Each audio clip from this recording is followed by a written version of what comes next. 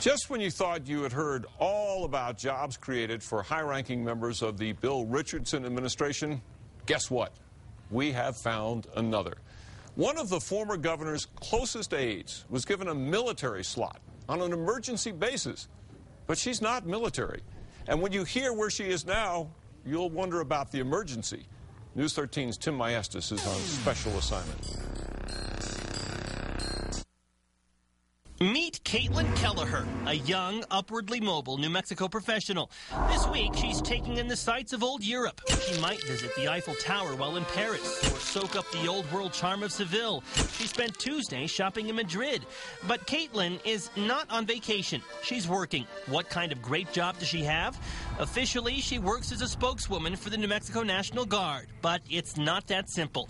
For the real answer, we'll need to go back a few months to last summer and the waning days of the Richardson administration. That's because until August, Kelleher was the governor's executive assistant, his right-hand woman. She traveled with him to appointments and made sure he arrived on time. But all that came to an end when this man stepped into the picture. Richardson, the prior governor, did at one point in a cabinet meeting, I remember him saying, "So I hear you're trying to take Caitlin." Adjutant General Kenny Montoya is head of the New Mexico National Guard. He's also a close Richardson ally and appointee.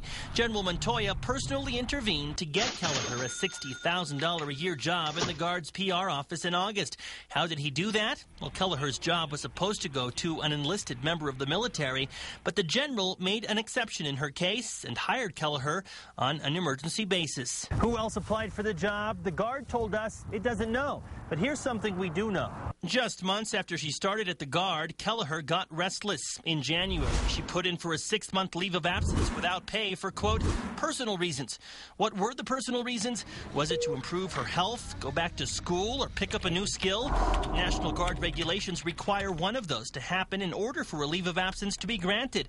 But actually, it was none of the above. Kelleher wanted to go and work for her old boss again. And despite the regulations and the fact that she'd only worked there 5 months, the Guard let her.